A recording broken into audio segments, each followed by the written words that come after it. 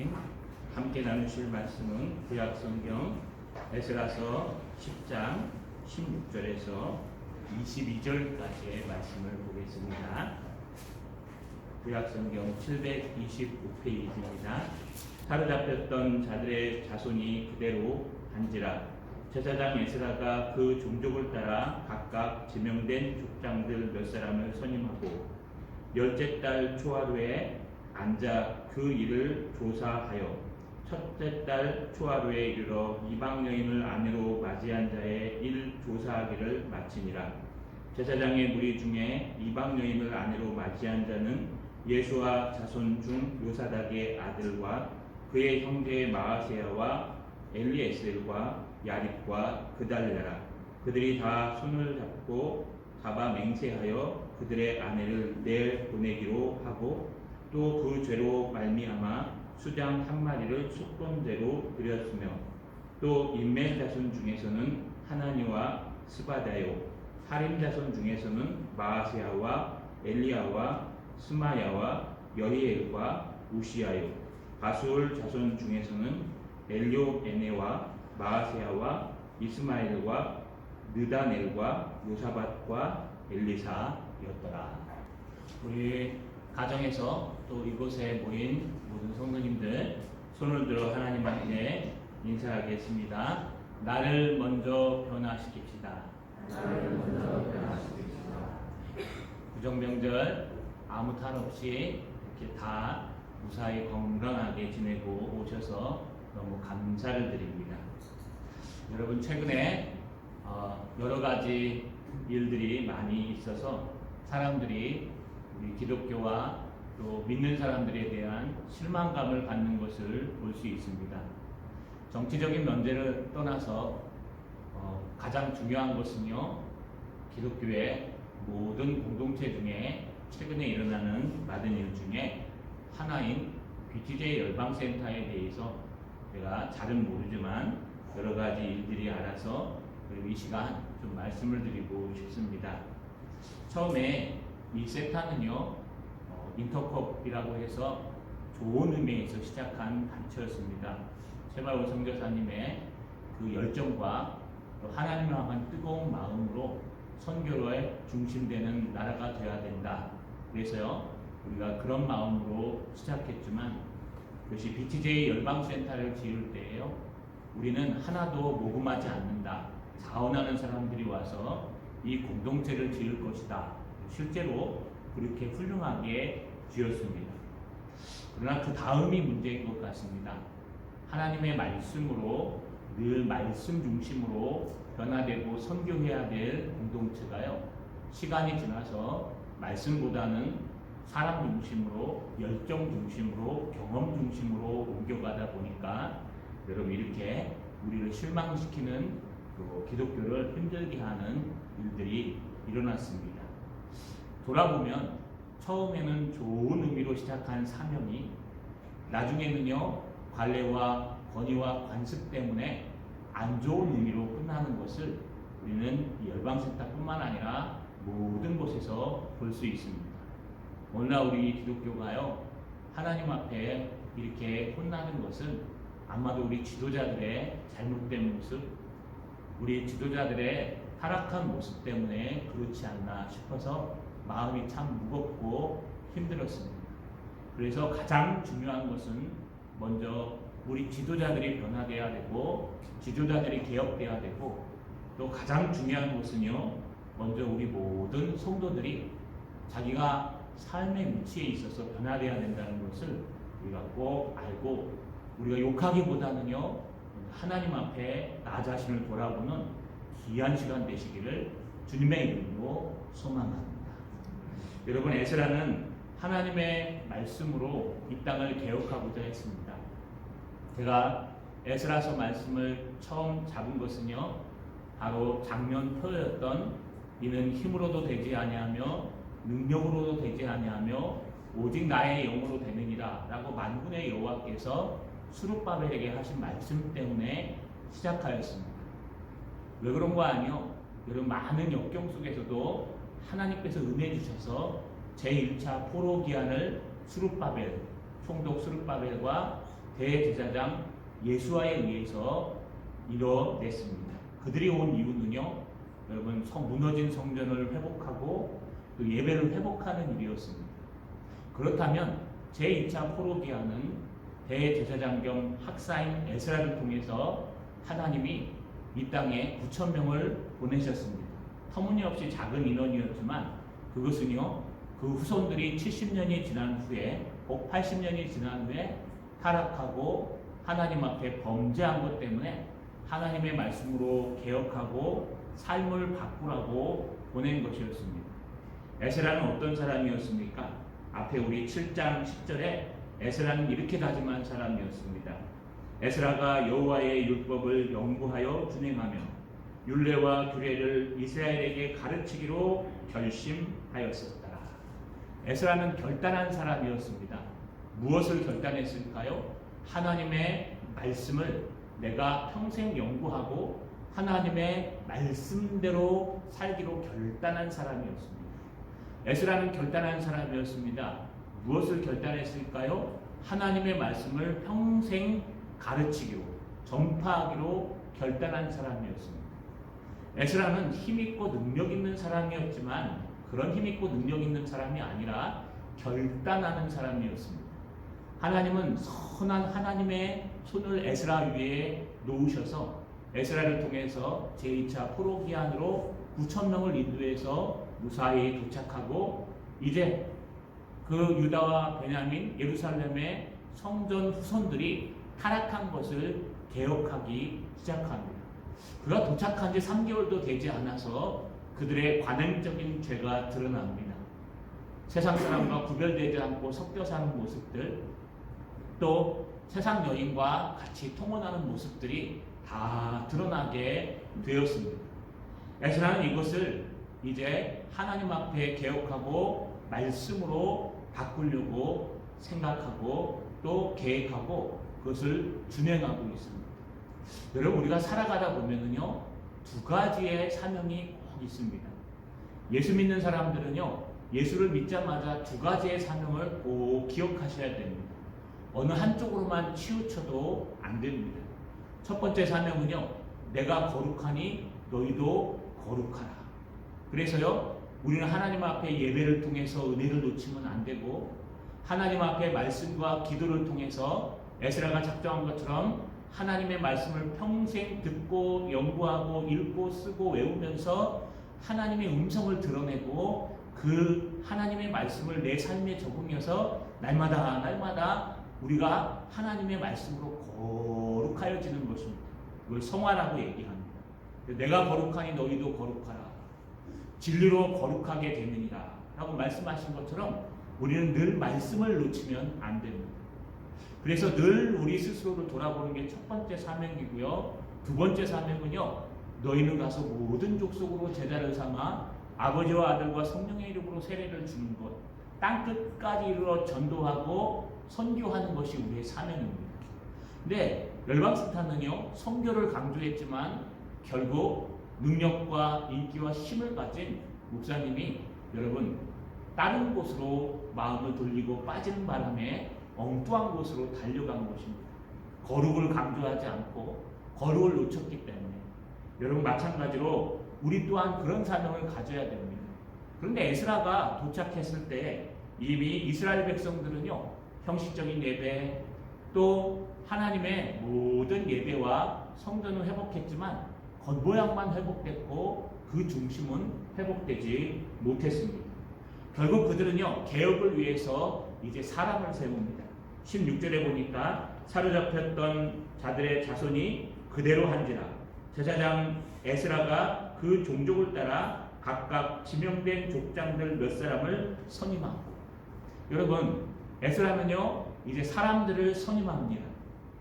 특별히 에스라가 이 글을 기록하면서 여러분, 사로잡혔던 자들의 자손들이 그대로 한지라 라고 되어 있습니다. 그대로 한다는 게 무엇일까요?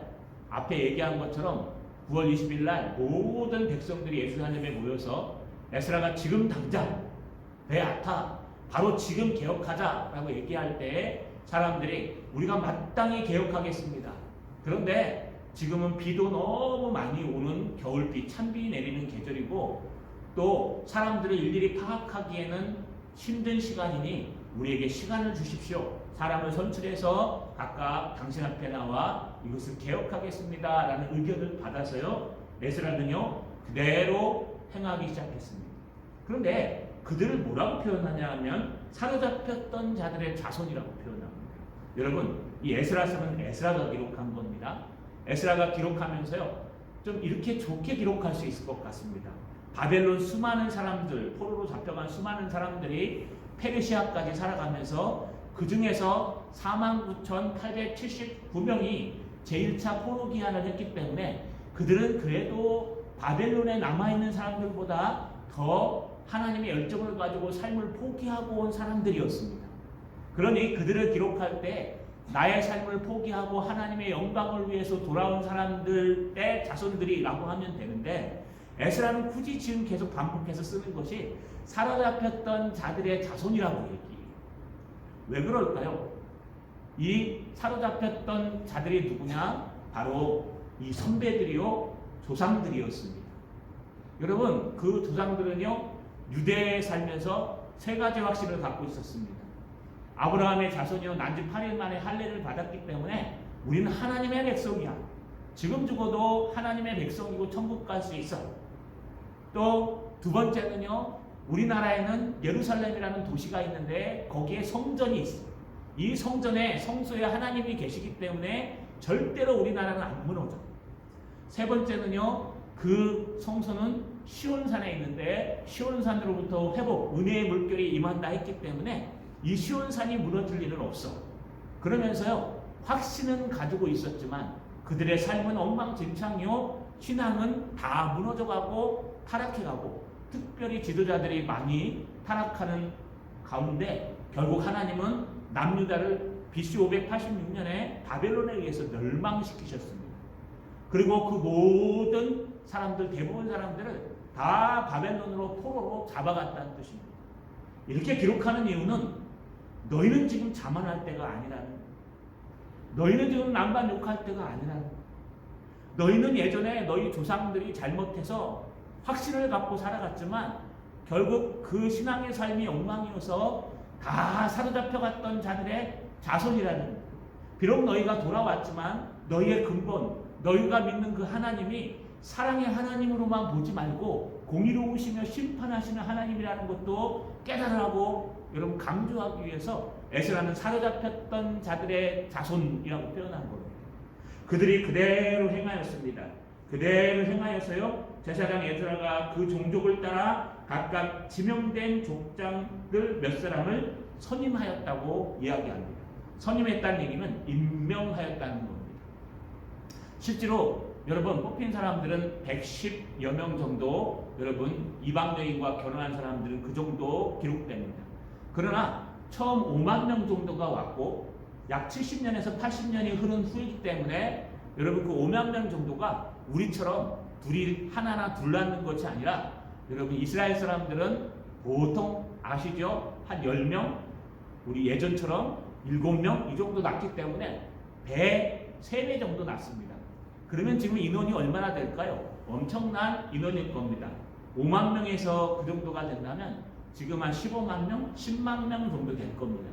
여러분 그 중에 또 9천 명이 넘어왔습니다. 9천 명들은 안 했겠죠, 이방 혼인을. 그렇기 때문에 한 10만 명에서 15만 명 되는 사람들을 지금 일일이 다 기록하고 명단을 추려서 하나님 앞에 범죄한 자들을, 또 통혼한 자들을 걸러내야 되는데 그걸 하기에는 에스라 혼자 하기엔 너무 힘듭니다. 그들의 조언을 받아서 누구를 세우냐? 그 종족에 따라서 지명된 자들, 그 종족에서 이 사람이면 정직하게 행할 거야 라고 뽑힌 자들을 데리고 에스라는 함께 하나님의 동역자가 돼서 일하기 시작합니다. 혼자 하는 게 아니라요, 여러분 동역자와 함께 합니다. 이 동역자를 다른 말로 얘기하면 에스라도 하나님의 일을 하는 사람이요, 또 이 동역자들도 하나님의 일을 하는 사람이기 때문에 어쩌면 동기, 친구라고 볼 수 있습니다. 여러분 하나님의 일을 혼자 하면은요 조금밖에 못합니다. 그러나 하나님의 일을 둘이 하면요 2배를 더 할 수 있습니다. 하나님의 일을 셋이 하면요 3배를 더할 수 있어요. 하나님의 일을 10명이 하면요 10곱절을 더할 수 있습니다. 하나님의 개혁과 변화는요 혼자 하는 게 아닙니다. 제가 목회를 합니다. 그런데요 왜 우리 동역자인 부목사님과 함께 할까요? 저 혼자 할 수 있는 한계가 있습니다. 저 혼자는요 제가 많이 해봐야, 제가 예전에 방문교사 하면서요 한 70명까지 관리해 봤습니다. 하루에 1시간 여러분 한 가정에 가서 방문해서 강의하는데 컴퓨터로요 70명 이상은 안 되겠더라고요. 그 이상 되면은 혼자를 못 합니다. 그래서 제 것을 남한테 띄워줘서 팀장이 된 적이 있습니다. 무슨 뜻이냐 하면 저 혼자 하게 되면요 한계가 있지만 우리 부목사님과 함께 하면은요 저의 2배를 같이 할 수 있습니다. 또 우리 장로님과 함께 하면은요 장로님과 함께 또 여러 배를 같이 할 수 있습니다. 우리 목자들과 함께 손을 잡으면요 우리 모두를 같이 할 수 있습니다. 우리 전도회장님들과 함께 손을 잡으면요 이 모두를 감싸 안고 우리가 그물처럼 함께 갈 수 있습니다. 그래서 에스라는요 각 지파에서 뽑힌 사람들을 세우고 그들을 임명하여서 함께 동역하는 걸 볼 수 있습니다. 여러분 혼자 하지 마십시오. 여러분 동역자가 필요하며 친구가 필요합니다. 혼자 신앙생활 하지 마십시오. 옆에 있는 목자도 필요하고 전도회장도 필요하고 우리 중직자 동역자들도 필요합니다. 한 방향을 바라보고 달려가는 겁니다. 여러분 얼마나 걸렸을까요? 날짜들이 등장합니다. 오늘 16절 하반절에 여러분 10째 달 초하루에 앉아 그 일을 조사하여 첫째 달 초하루에 이르러 이방 여인을 아내로 맞이한 자의 일 조사하기를 마치니라. 잘 보시죠. 이스라엘 백성들이 모인 게 9월 20일이었습니다. 그때 하자고 할 때 이스라엘 백성들이 너무 많으니까 한 10만 명, 15만 명 조사하려면 힘듭니다. 그러니까 우리 선차를 따라서 합시다 해갖고요 지명해서 뽑는 것이 언제냐면요 10째 달 초하루입니다. 10월 1일 9월 20일 날 모여서 얘기하고 10월 1일부터 조사했으니까 약 10일 정도 사람을 세우는데 걸렸습니다. 그러고 나서 조사하기 시작해서 그 다음에 1월 1일이니까요 약 3개월 정도 조사를 앉아서 했다는 거예요. 여기 첫 10째 달 초하루에 앉아 그 일을 조사하여 할 때 주동사는 앉아예요. 조사하기 위해서 앉았다. 그래서요 여러분 그 15만 명을 일일이 다 대조해가지고요 뭐 결혼을 누구랑 했냐, 아이를 낳았냐 안 낳았냐 이런 조사들을 하는데 여러분 나중에 뒤에 가서 찾아보시면 약 110여 명 되는데 그 사람들을 찾아내기 위해서 일일이 그 족보를 다 확인했다는 거예요. 여러분 가정에 족보 혹시 있으십니까? 요즘은 잘 쓰지 않지만 아마 김혜김씨 문성공파 이 족보를 저희 집에 우리 시골에 있는데요 이렇게 한 번씩 내려옵니다. 관으로. 그러면 우리 조상이 누구고 학렬이 어떻게 되고 그래서 내가 몇 번째고 하고 여러분 명단 찾는데요 막 하루 종일 걸립니다. 그래서 누가 누구랑 결혼해서 누구를 낳고 뭐 이런 거 다 있지 않습니까? 우리 성경에 나오는 그 생략된 그 족보도요 찾기가 그렇게 힘든데 우리 얼마나 힘듭니까? 그 족보를 갖다가 여러분 10만 명이나 되는 사람들의 가계들을 일일이 다 앉아갖고 기록하는 거예요. 이걸 어떻게 혼자 할 수 있습니까? 여러분 3개월 동안 철저하게 신중하게 조사해서 그것을 찾아내고 걸러내어서 이제 모든 일을 마쳤다는 거예요. 이 일은 바로 하나님의 일입니다. 여러분 우리는 성실하게 하나님의 일을 하고 있는지 다시 한번 돌아봤으면 좋겠습니다. 혹시 독불장구처럼 여러분 혼자 하고 계시지는 않습니까? 여러분 우리 주변에 친구를 세우고 동역자를 세우고 잘하는 사람에게 맡기고 함께 가면요 혼자 가는 것보다 더 빨리 할 수 있습니다. 만약에 에스라가요 혼자 막 했더라면 아마 한 1년 정도는 더 걸렸을 겁니다. 그러나 그가 동역자를 세우고 친구를 세워 하나님 앞에 함께 갈 때 하나님께서 철저하고 신중하게 조사하게 하신다는 겁니다. 여러분 주변에 신앙의 친구들이 있는지 돌아보십시오. 나는 혹시 나 혼자 신앙생활하고 있지 않는지. 그러면 어느 순간에 시험 들면 잡아줄 사람이 없습니다. 우리 목자들이 있고 또 장로님들이 계시고 전도회장님들이 계시고 또 주변에 친구들이 있다면 여러분 아무리 힘들고 어려워도 나의 스스로의 잘못을 깨닫고 하나님 앞에 거룩하게 살기 위해 하나님의 사명을 감당하기 위해 달려갈 수 있다는 거 꼭 기억하시는 저 여러분 되시기를 주님의 이름으로 소망합니다.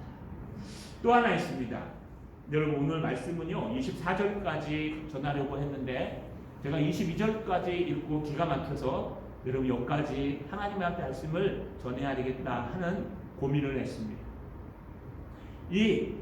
이제부터 기록되는 18절부터 44절까지의 말씀은 여러분 찾아낸 110여 명의 명단이 일일이 기록되어 있습니다. 여기에 등장하는 사람들은 하나님 앞에 범죄하여서 이방 여인을 아내로 삼아 그들과 함께 통혼하고 그들을 하나님의 백성으로 바꾸기는커녕 그들과 함께 섞여 살며 하나님이 조심하라고 말씀하신 우상 숭배의 단계까지 갈 뻔했던 사람들이었습니다. 그러면 당연히 빠져야 될 사람인데 앞장서 등장하는 사람이 있습니다. 에스라는 가장 먼저 대제사장을 기록합니다. 18절에 보니까 제사장의 무리 중에 이방 여인을 아내로 맞이한 자는 예수와 자손 중 요사닥의 아들과 그의 형제 마아세야와 엘리에셀과 야립과 그달랴라. 여러분 요사닥의 아들들이라고 얘기하지만 예수와의 자손이라고 표현합니다. 사실은요 다른 구절에서는요 어떻게 표현되냐 요사닥의 아들 여호수아의 아들로 표현됩니다. 그러니까 예수아가 누구냐 하면 아까 말씀드린 대로 제1차 포로기한 할 때 총독 수르바벨과 대제사장 예수아가 등장하죠. 바로 그 예수아입니다. 그런데 이 예수아를 표현할 때 다른 곳에서는 요사닥의 아들, 요사닥의 자손 예수아라고 표현하는데 오늘 본문은 거꾸로 표현합니다. 예수아의 자손 중 요사닥의 아들이라고 표현합니다. 근데 이건 강조하기 위해서 요사닥을 앞으로 뺀 겁니다. 예수아를. 원래는요 요사닥의 자손 중 예수아의 아들과 이렇게 표현하는 게 맞습니다. 왜 강조하려고 요사닥을 앞으로 뺐을까요? 요사닥도 그의 아들 중에 이런 짓을 한 사람이 있다는 거예요. 요사닥은 제1차 포로기한 할 때 하나님의 성전을 회복하고 여러분 예배를 회복하기 위해서 하나님이 수르바벨과 함께 보냈던 대제사장이었습니다. 여러분 이 예수아가 지금 그 자손들과 그 형제들이 이 예수아 대제사장 가장 거룩해야 되고 다 타락하더라도 절대로 말씀을 놓치면 안 되는 최고의 대제사장 하나님의 혈통 하나님이 세우신 그 반차를 따라 쓰는 대제사장조차도 지금 이 범죄 속에 타락되어 있다는 겁니다. 이스라엘 범죄는요 바로 하나님의 말씀을 놓친 대제사장에 의해서 시작되는 겁니다. 여러분 왜 예수아의 자손이라고 표현합니까? 예수아를 강조하는 것입니다. 예수아까지도 이렇게 했단다. 세상에 예수아까지도 이렇게 변했단다. 하나님의 성전을 재건하고 예배를 재건하고 하나님의 말씀으로 그들을 거룩하게 세워야 될 예수아까지도 지금 이렇게 됐단다. 그 지도자인 예수아까지도 지금 이렇게 변해서 그의 형제들과 자녀들이 지금 이방 아내를 자기의 아내로 삼는 이 파렴치한 일을 저지르고 있단다. 여러분 더 기가 막힌 일이 있습니다. 19절에 보니까 그들이 다 손을 잡아 맹세하며 그들의 아내를 내보내기로 하고 또 그 죄로 말미암아 수장 한 마리를 속건죄로 드렸으며. 여러분 더 재미있는 것은요 더 충격적인 것은요 그들이 다 손을 잡아 맹세하여 그의 아내를 내보내려고 했다는 겁니다. 이게 손을 잡아 맹세했다는 것은 여러분 우리 문화에서는 손을 잡고 흔드는 것을 뭐라 그럽니까? 악수고 인사죠. 이스라엘 백성들은 그렇게 인사하지 않았습니다. 이 당시에 문헌을 찾아보니까 이스라엘 백성들은 칼빈이 해석한 것처럼 손을 잡고 인사하는 것은 우리의 약속과 똑같은 겁니다. 뭔가를 계약했을 때 우리 약속합니다 할 때 손을 잡는 겁니다.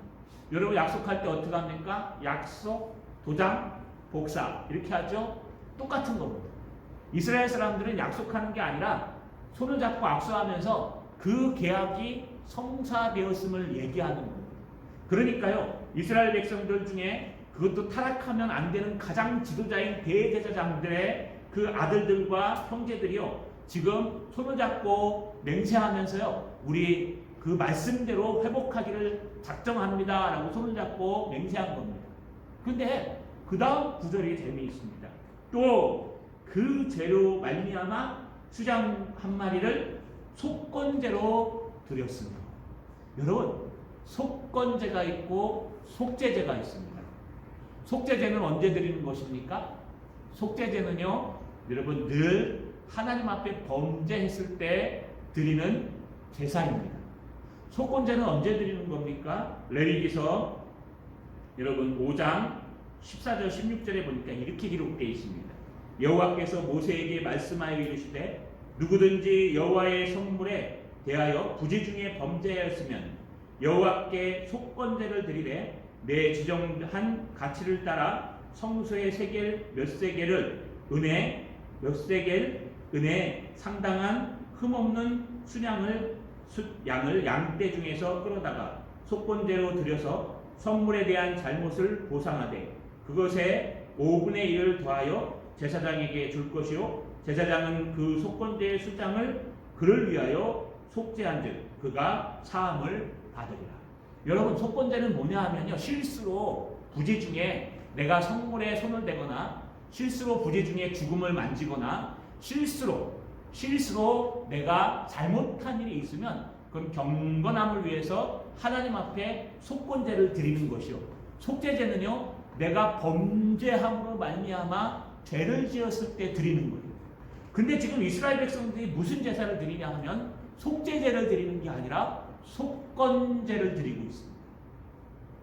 그래서 많은 주석들을 찾아보았습니다. 이것은 정상적인 제사는 아닙니다. 여러분, 무슨 뜻이냐? 이들은요, 자기들이 범죄한 것이, 그것도 최고의 지도자들이 생각하는 것이, 자기들이 범죄한 것이 하나님 앞에 기가 막혀 땅에 앉아있을 만한 범죄가 아니라 그저 관행이었고 그저 삶의 실수였고 그저 잘못된 선택이었다고 생각하는 거예요. 하나님께서 아담에게 뭐라고 말씀하셨어요? 동산 모든 시드가의 나무를 따먹되 가운데에는 선악을 알게 하는 나무는 먹지 말라. 정령 죽으리라. 그런데요, 하와는 뭐라고 뱀에게 얘기합니까? 아담에게 듣고 나서 죽을까 하노라. 죽을까 염려되어서 따먹지 말라 그랬어 라고 얘기하는 거예요. 여러분, 무슨 뜻이 있을까요? 하나님은 이걸 범죄라고 얘기하는데 우리는 이것을 범죄가 아니라 그냥 실수라고 표현한다는 거예요. 지금 하나님 앞에 속죄제를 드리고 하나님 앞에 회개해도 될까 말까 하는데요, 어떻게 하다 보니까 실수해서 아내와 결혼했어요. 여러 가지 이유가 있습니다. 바벨론에서요, 이들은 참 대단한 사람들이었어요. 바벨론에서요, 많은 하나님의 백성들이 바벨론에서 페르시아에서 그 아름다운 여인들과 통혼했습니다. 그래서 돌아오지 못하는 사람들 중에 그 통혼 때문에 돌아오지 못하는 사람도 있었습니다. 포로지에서요, 순수한 신앙을 유지하고 믿음을 유지한다는 건 쉽지 않습니다. 그래서 그들이 볼 때는 지도자였지만 순수했지만 그들이 볼 때에는 이거 뭐 당연하게 이렇게 해도 되는 것이구나 라고 알고 있었어요.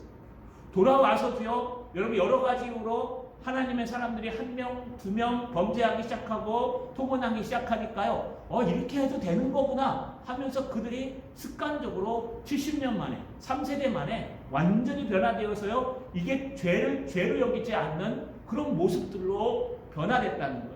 이것이 드러난 것이 바로 에스라가 와서 하나님의 말씀을 붙들고 하나님의 말씀으로 개혁해 갈 때, 그때서야 이게 죄인지 알고 깨닫고 모여서 그들이 변화됐는데, 그것도 절대로 바뀌지 말아야 될 지도자들, 최고의 지도자들. 오늘날로 얘기하면 우리 목사들로 얘기하는 겁니다. 여러분, 절대로 세상이 타락하고 바뀌고 세상의 권력과 힘을 갖고 세상의 인기를 다 얻을지라도 하나님의 사역자들은 하나님의 말씀에서 떠나가면 안 됩니다.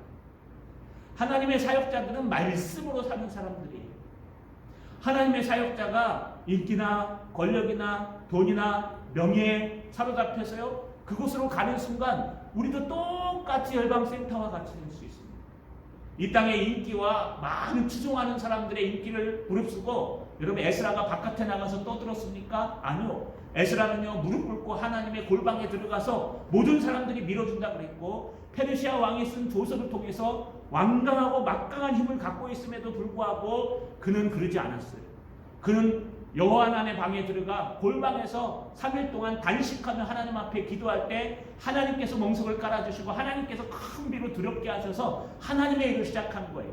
그런데 여러분, 이 세상 모든 사람들과 지금 이때의 대제사장 여러분 예수와 절대로 타락하면 안 되고 말씀과 기도와 신앙 가운데 있어야 될 사람들이 여러분 속건제를 드릴 정도로 죄에 무뎌지고 하나님의 말씀에 무뎌졌다.